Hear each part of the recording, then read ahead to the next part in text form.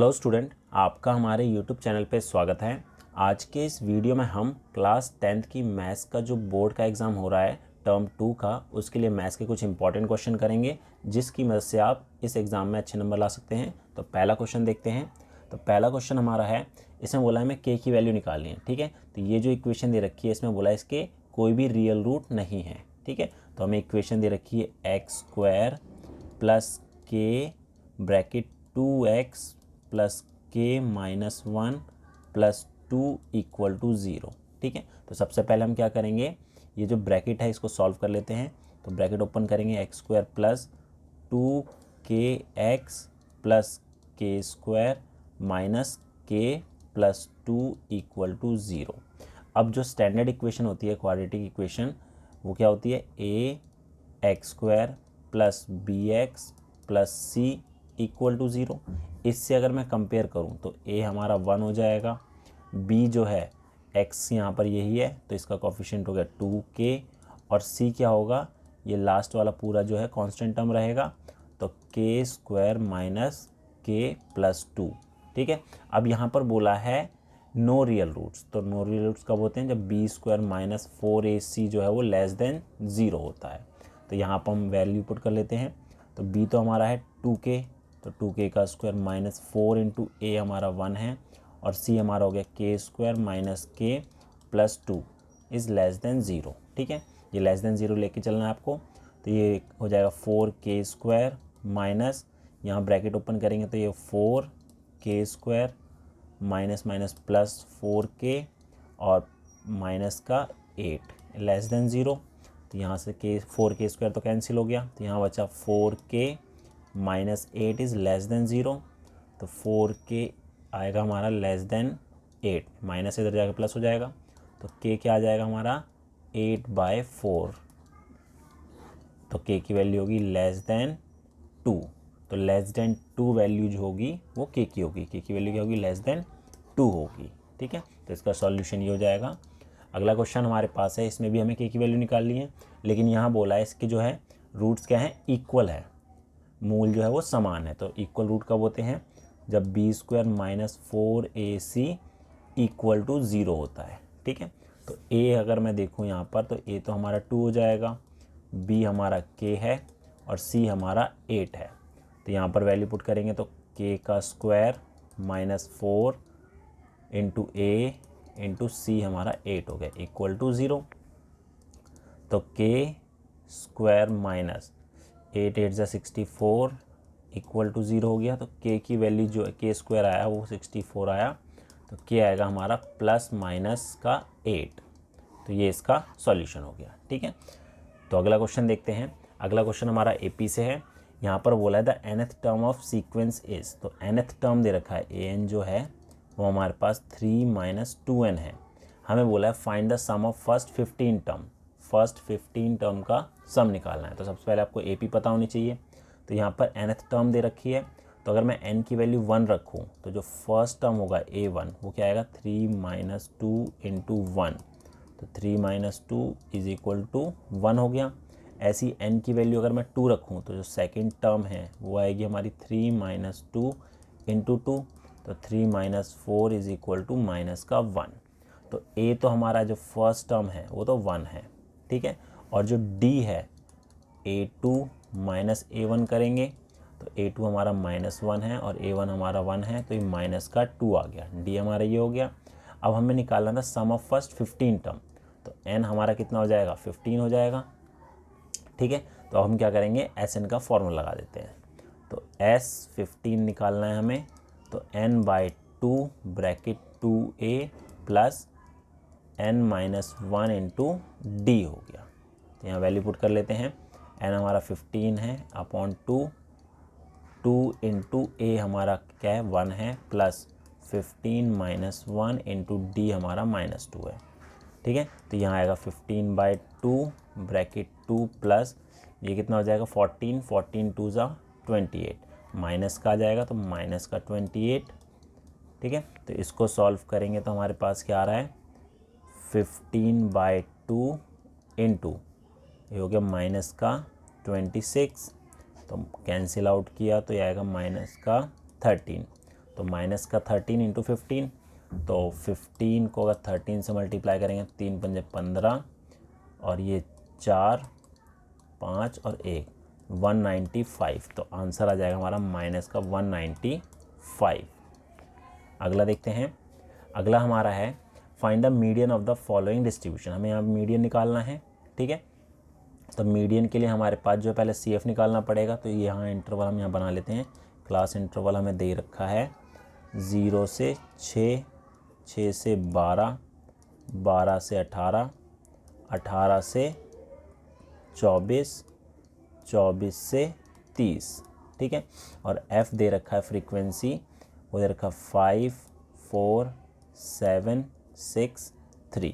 तो CF अगर हम निकालेंगे तो कैसे निकालते हैं, ऐड करते हो जाएंगे। 5 का 5 रहेगा, 5 + 4 9, 9 + 7 16, 16 + 6 ये हो गया 22 और 22 + 3 25। तो जो हमारा n है वो आ रहा है हमारा 25, टोटल 25 आ रहा है, ठीक है। तो n/2 निकाल लेते हैं पहले। तो 25/2 करेंगे तो 12.5 आ रहा है। तो हमारे पास जो इंटरवल होगा, देख रहे हैं CF में 12.5 आ रहा है, नहीं है तो उससे बड़ा हमारा 16 है। तो जो मीडियन इंटरवल होगा वो हमारा ये होगा 12 से 18 वाला, ठीक है। तो हमारे पास जो L है वो तो 12 हो जाएगा, H 6 हो गया और F हमारा 7 है और CF होता है इसके ऊपर वाला, तो CF हमारा हो गया 9, ठीक है। तो हमारे पास जो मीडियन निकालने का फॉर्मूला होता है वो होता है L + n/2 - CF upon F into H। तो L तो हमारा 12 है प्लस n/2 है 12.5 माइनस CF 9 अपॉन में F 7 और इंटू H 6, ठीक है। तो ये हो जाएगा 12 प्लस 12.5 में से 9 गया तो ये हमारा कितना हो जाएगा 3.5/7 इंटू 6, कैंसिल किया तो 0.5 आ गया, ठीक है। तो ये हो जाएगा 12 और 6 को 0.5 से करेंगे तो 3 हो जाएगा, तो आ गया 15। तो मीडियन जो है इसमें 15 होगा, ठीक है। अगला क्वेश्चन देखते हैं। अगला हमारे पास है AP का। तो यहाँ बोला है the fifth term of an AP is 26। Fifth term जो है वो 26 है। 10th टर्म जो है वो क्या दे रखी है, वो 51 दे रखी है, ठीक है। तो हमें AP बतानी क्या होगी। तो यहाँ पर जो फिफ्थ टर्म है A5 जो दे रखा है, A5 को हम लिख सकते हैं A + 4D, ठीक है। तो ये तो हमें 26 दे दिया। ऐसे ही A10 जो है A + 9D ये दे रखा है 51। तो हम इन दोनों इक्वेशन को सॉल्व कर लेते हैं। कैसे सॉल्व करेंगे, देखिए अगर मैं पहले में से सेकंड को माइनस कर दूं तो यहाँ पर नीचे साइन चेंज हो जाएंगे, ठीक है। तो यहाँ पर जो आएगा A से A कैंसिल, 4 - 9 किया तो माइनस का 5D और 51 में से 26 माइनस किया तो माइनस का 25 हो गया। तो माइनस से माइनस कैंसिल, D तो हमारा 5 आ गया, ठीक है।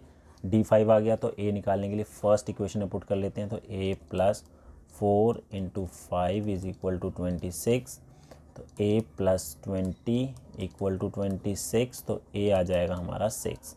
तो A की वैल्यू 6 आ गई और D हमारा 5 है। और बोला क्या है, हमें AP बतानी है। तो फर्स्ट टर्म तो हमारी ये होगी, तो सेकंड टर्म जो होगी A2 वो क्या हो जाएगी A + D, मतलब कि 5 + 6 11 हो गई, ठीक है। तो AP जो बनेगी वो बनेगी, पहला है 6, उसमें 5 ऐड करा 11, इसमें 5 ऐड करा 16, ऐसे ही ये हमारी AP बन जाएगी, ठीक है। अगला क्वेश्चन देखते हैं। अगला है किसी समय पर मीनार की छाया उस समय की छाया की 3 गुनी है जब सूर्य का उन्नयन कोण 60 डिग्री है। इस समय पर सूर्य का उन्नयन कोण ज्ञात कीजिए। The shadow of the tower at a time is 3 time as long as the shadow when the angle of elevation of the sun is 60 degree. Find the angle of elevation of the sun at the time. तो यहाँ पर ये बोला है जैसे कि कोई मीनार है, मीनार मतलब कोई भी टावर है। अब इसका अगर एंगल ऑफ एलिवेशन 60 डिग्री बन रहा है, ठीक है, ये 60 डिग्री बन रहा है, तो ये जो डिस्टेंस है ये मैंने ले लिया x है, ठीक है। और अब बोला है किसी समय पर मीनार की छाया उस समय की छाया की 3 गुनी है जब सूर्य का उन्नयन कोण 60 था। अब 60 था तो x है। अब यहाँ पर अगर मैं एंगल ऑफ एलिवेशन बनाऊँ आगे जाकर, तो ये जो एंगल आ रहा है यहाँ से जो पूरा डिस्टेंस है वो इसका 3 गुना है, तो ये 3x हो गया। इसकी हाइट हमने y ले ली है, ठीक है। तो हमें बताना है कि कितने डिग्री का एंगल बनेगा, ठीक है। तो यहाँ पर नाम दे देते हैं ये P, Q, R और S। अब जैसे मैं ट्राइंगल ले रहा हूँ P, Q और R, ठीक है। तो यहाँ पर 1060 is equal to Y upon में x होता है। 1060 की वैल्यू होती है √3, ठीक है। तो क्रॉस मल्टीप्लाई करो तो y की वैल्यू आ गई √3x, ये y की वैल्यू हो गई। अब ऐसे ही पूरा बड़ा वाला ट्राइंगल लेता हूँ, ट्राइंगल PQS। तो यहाँ पर tan थीटा जो है, हमें नहीं पता थीटा क्या है, परपेंडिकुलर तो y है और इसका जो बेस है वो 3x हो जाएगा, ठीक है। अब y की वैल्यू देखिए, ऊपर हमारे पास √3x के इक्वल है, तो यहाँ लिख सकते हैं हम √3x अपॉन में 3x, x कैंसिल, और रूट से रूट कैंसिल करूँगा तो मेरे पास जो tan थीटा है यहाँ बचा हमारे पास √3 अपॉन में 3, तो 1/√3 बचा। अब tan थीटा की वैल्यू 1/√3 किस पर होती है, ये होती है 30 पर, तो ये जो एंगल आएगा वो आएगा हमारा 30 डिग्री का। अगला देखते हैं। अगला क्वेश्चन है, ऊंचाई 10 सेंटीमीटर और व्यास 0.5 सेंटीमीटर के एक लंबवृत्तीय बेलन को बनाने के लिए 1.5 सेंटीमीटर और 0.2 सेंटीमीटर व्यास के कितने सिक्कों को पिघलाना पड़ेगा। तो यहाँ पर बोला है कि यहाँ पर कॉइन जो है उसका जो डायमीटर है 1.5 सेंटीमीटर है, ठीक है, और उसकी जो थिकनेस है वो दे रखी है 0.2 सेंटीमीटर। तो यहाँ पर बोला है कि एक सिलेंडर है जिसकी हाइट हमें दे रखी है 10 सेंटीमीटर और डायमीटर इतना है, तो अगर उसको पिघलाएं, यहाँ बोला है एक सिलेंडर है, ठीक है, इसकी डायमीटर जो है वो 4.5 सेंटीमीटर है, ठीक है, और इसकी जो हाइट है वो 10 सेंटीमीटर। इसको पिघलाकर हम क्या करना है, सिक्के बनाने हैं। सिक्का भी हमारा सिलेंड्रिकल शेप का ही होता है, तो इसका जो डायमीटर है 1.5 सेंटीमीटर है, और इसकी जो थिकनेस है, हाइट जो है 0.2 सेंटीमीटर है, ठीक है।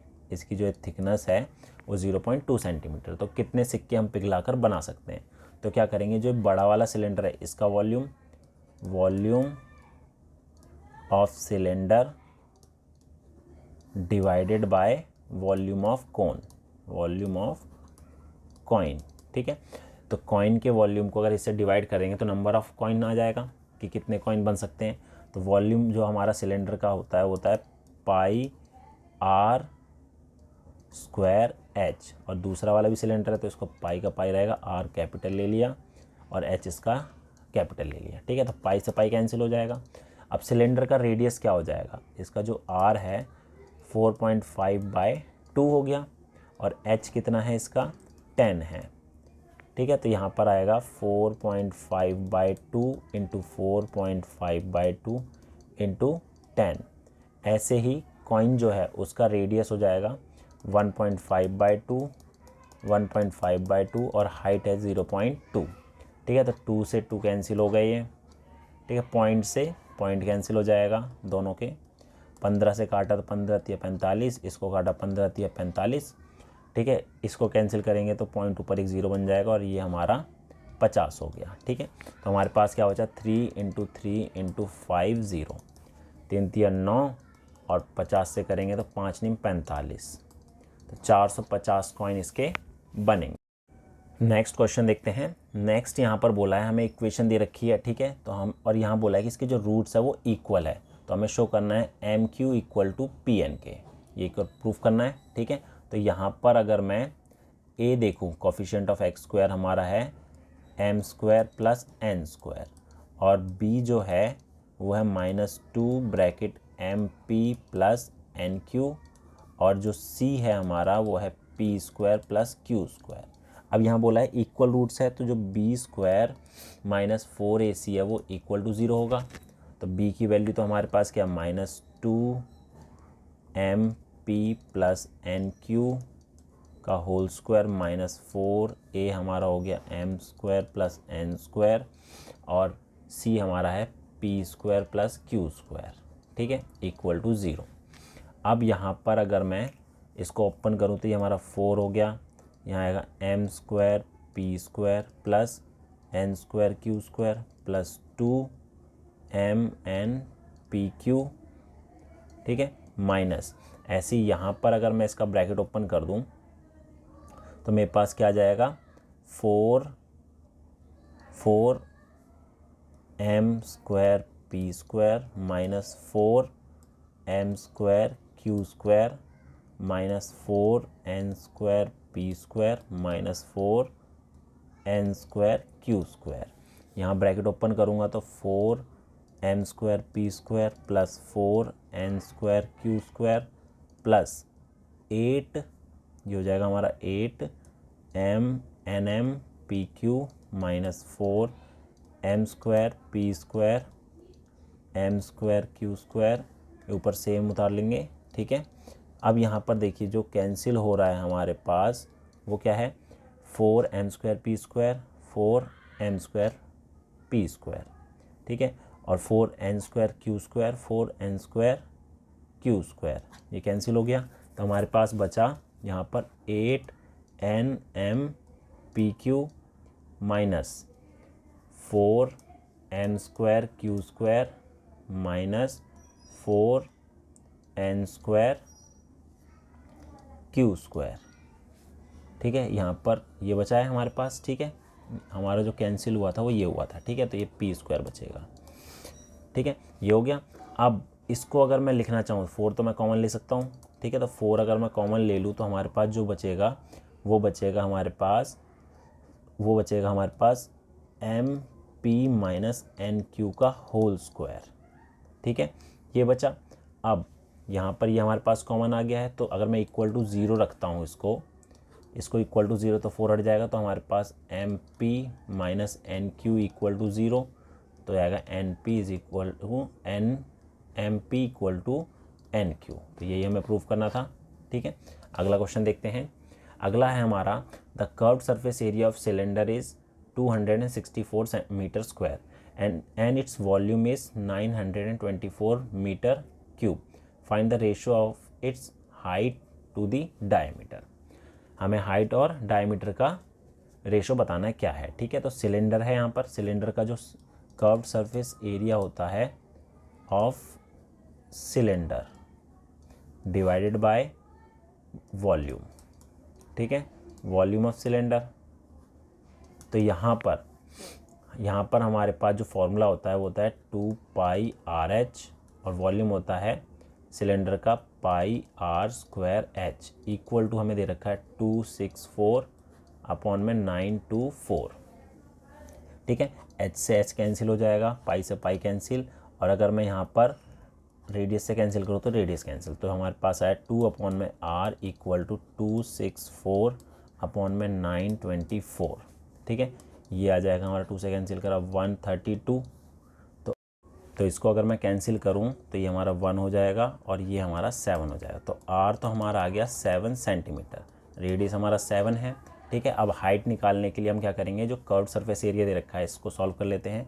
तो 2πRh हमें दे रखा है 264, ठीक है। 2 से अगर मैं कैंसिल कर दूं तो हमारे पास 22/7 into radius 7, h equal to 132, 7 से 7 कैंसिल, तो h हमारा आ गया 132/22, ये आ गया हमारा 212 और ये आ गया 6, तो हाइट तो हमारी आ गई 6।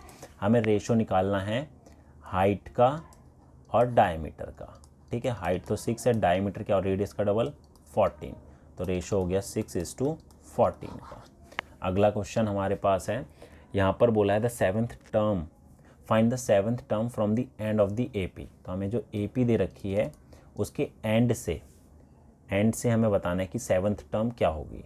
तो AP हमारे पास है 17, 21, 25 और जो लास्ट है हमारा 93 है, ठीक है। तो यहाँ पर लास्ट से बोला है तो A जो है हमारा वो तो लास्ट वाली टर्म हो जाएगी जो कि 93 है, और D क्या होगा, देखिए स्टार्टिंग से अगर मैं D निकालूं तो इनके बीच में डिफरेंस चल रहा है 4 का, तो लास्ट से हमारा -4 हो जाएगा, और n हमें निकालना है 7, ठीक है। तो अब सिंपल nth टर्म का फॉर्मूला लगा देते हैं, a + n-1 इंटू डी, ठीक है। तो a हमारा है 93, n हमारा क्या है 7 - 1 6, d हमारा -4, तो ये हो गया 93 इनको मल्टीप्लाई करेंगे तो 24, ठीक है। तो 13 में से 4 गए 9, 8 में से 2 गए 6, ठीक है। तो 69 इसका 7th टर्म होगा लास्ट से। नेक्स्ट क्वेश्चन देखते हैं। नेक्स्ट हमारे पास है, इसको हमें सॉल्व करना है, ठीक है।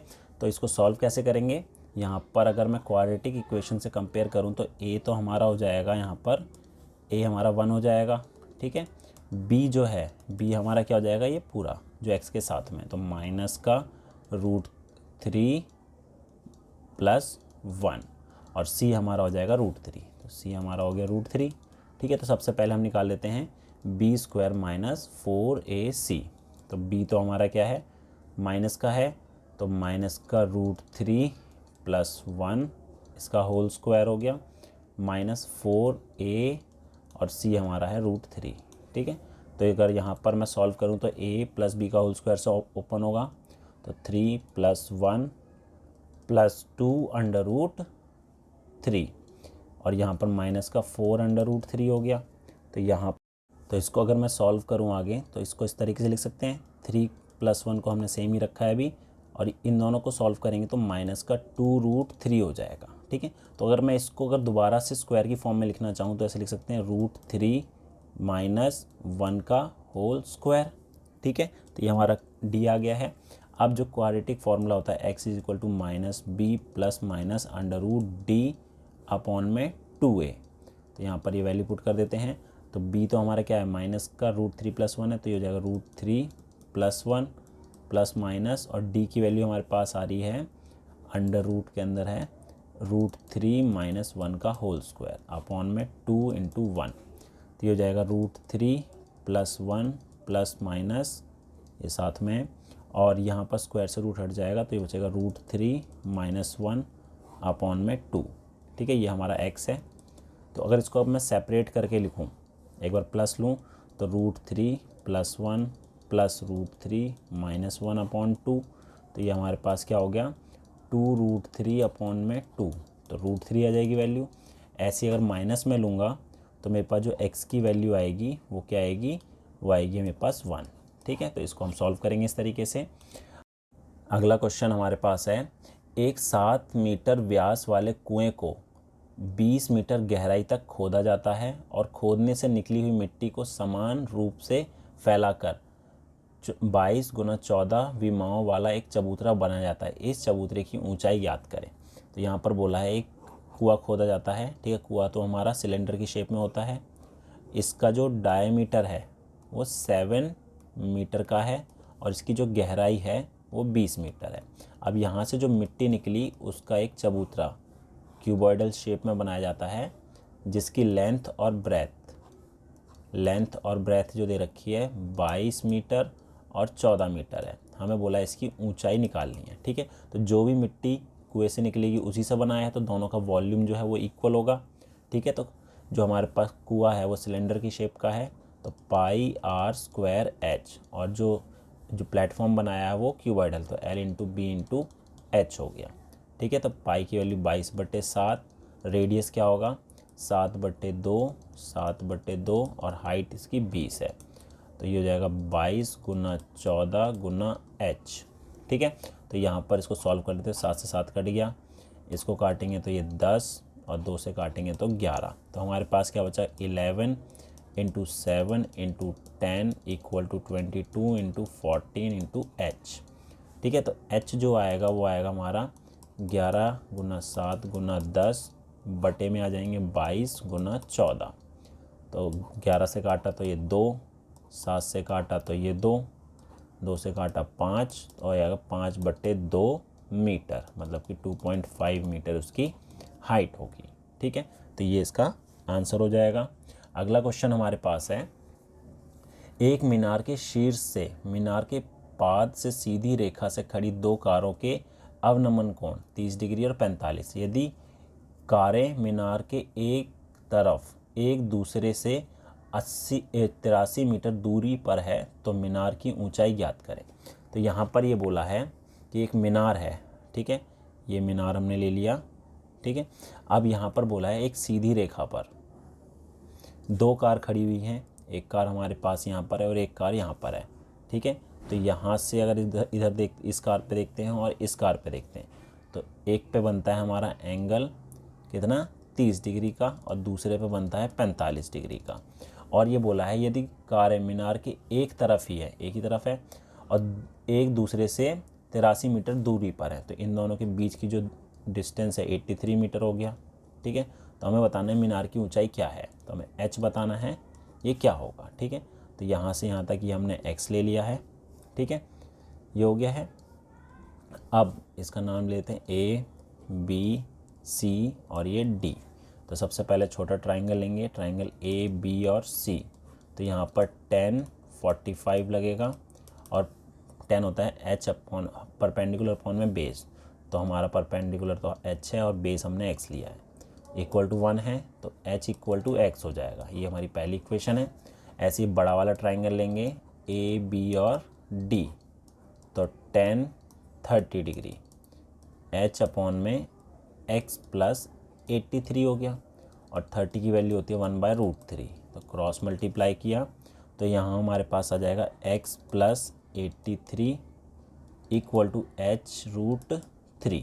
अब हमारे पास जो h is equal to x है। ठीक है, तो यहाँ पर x की जगह मैं h रख सकता हूँ। तो यहाँ पर जो आएगा हमारे पास h plus 83 is equal to h√3। तो h को अगर इधर लाएंगे तो कॉमन हो जाएगा, h कॉमन ले लेंगे तो √3 माइनस 1 इज़ इक्वल टू 83। तो जो h की वैल्यू आएगी वो आएगी 83 अपॉन में √3 माइनस 1 मीटर। अब इसको रैशनलाइज भी कर सकते हैं आप। ठीक है, तो इससे आपका आंसर आ जाएगा। अगला क्वेश्चन हमारे पास है, यहाँ पर बोला है कि जो है ये टेबल दे रखी है। ठीक है, यहाँ पे क्यूमुलेटिव फ्रीक्वेंसी हमने निकाली हुई है जिसमें A B और C की वैल्यू हमें बतानी है क्या होगी। ठीक है, फ्रीक्वेंसी में हमारे पास B और C मिसिंग है और क्यूमुलेटिव फ्रीक्वेंसी में A और D मिसिंग है। तो इसको कैसे निकालेंगे, देखिए क्यूमुलेटिव फ्रीक्वेंसी निकालते हैं। पहला तो सेम रहता है, दूसरा जो निकलता है वो 13 + 12। ठीक है, तो जो A जो है वो किसकी इक्वल हो जाएगा 13 + 12 के। तो A तो हमारा आ गया 25। तो A की वैल्यू कितनी हो गई 25 हो गई है। ठीक है, ये हो गया। अब हमें पता है ये 25 है तो A प्लस B तो हमें 35 दे रखा है, क्योंकि अगर इन दोनों को जोड़ूंगा तो ही तो 35 आएगा। और A हम निकाल चुके हैं 25 है, तो B की वैल्यू कितनी होगी 35 माइनस 25 जो कि आ जाएगा 10। तो B की वैल्यू हमारी हो गई है 10। ठीक है, B हमारा 10 हो गया है। अब हमारे पास जो है C, तो C कैसे निकलेगा 43 plus C is equal to 48 होगा। C प्लस 43 ये 48 के इक्वल है, तो C की वैल्यू आ गई हमारे पास 5। ठीक है, A हमारे पास है 25, B है 10 और C हमारा 5। अब जो D है वो कैसे निकलेगा 48 प्लस 2 करके। तो 48 प्लस 2 हमारा D के इक्वल हो जाएगा 50। ठीक है, तो ये इसका सॉल्यूशन हो गया। अगला क्वेश्चन है हमारे पास, यहाँ पर हमें मीडियन दिया हुआ है कि 82 है और मिसिंग फ्रीक्वेंसी Z हमें बतानी है क्या है। ठीक है, तो सबसे पहले हम निकालेंगे कि मीडियन क्लास क्या होगी। तो मीडियन क्लास जो है वो कैसे पता लगाएंगे, देखिए 82 किस इंटरवल के बीच में आ रहा है, वो आ रहा है हमारा 75 से 85 के बीच में। ठीक है, तो ये हमारा मीडियन क्लास हो गया। तो सबसे पहले हम क्या करेंगे CF निकालेंगे। अगर मैं CF निकालूँ, हम यहीं पे CF निकाल लेते हैं, तो 7 का 7 रहेगा। ठीक है, 7 में 12 जोड़ देंगे तो हमारे पास जो ये आएगा ये 19 हो जाएगा। 19 में 17 जोड़ा तो 36 ये हो जाएगा 36 प्लस Z हो गया। ठीक है, अब इसमें 32 जोड़ेंगे तो हमारा आएगा ये 68 प्लस Z और इसमें 6 जोड़ेंगे तो 74 प्लस Z और इसमें 10 जोड़ेंगे तो 84 प्लस Z। ठीक है, ये हो गया। अब हमारे पास जो है मीडियन क्लास हमें पता लग गई 75 से 85 है, तो L तो हमारा हो गया 75, H हो जाएगा हमारा 10, F जो है इसके साथ में जो दे रखा है Z, तो F तो हमारा Z हो जाएगा और CF क्या होगा इससे पहले वाला, मतलब कि 36 CF हो गया।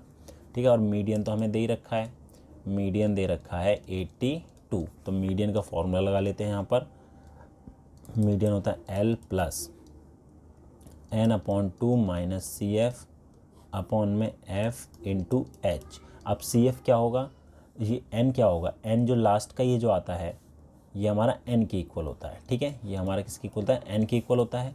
तो इसको अगर हम सॉल्व करें तो एल तो हमारा हो गया 75 प्लस ये हो जाएगा हमारा 84 प्लस जेड अपॉन में 2 माइनस सी एफ क्या दे रखा है हमारे पास 36 अपॉन में जेड ब्रैकेट इंटू 10 हो गया, ठीक।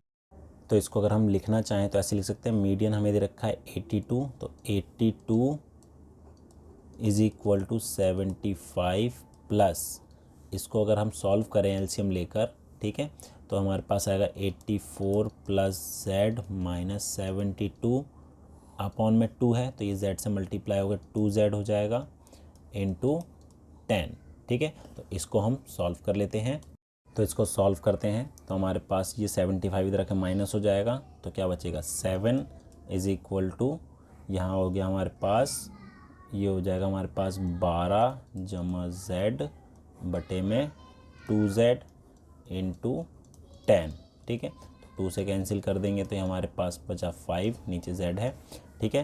तो ये हो जाएगा हमारे पास 7z is equal to 60 plus 5z, ठीक है। तो 5z को इधर लाएंगे तो 2z इक्वल टू 60, तो z की वैल्यू आ गई हमारे पास 30।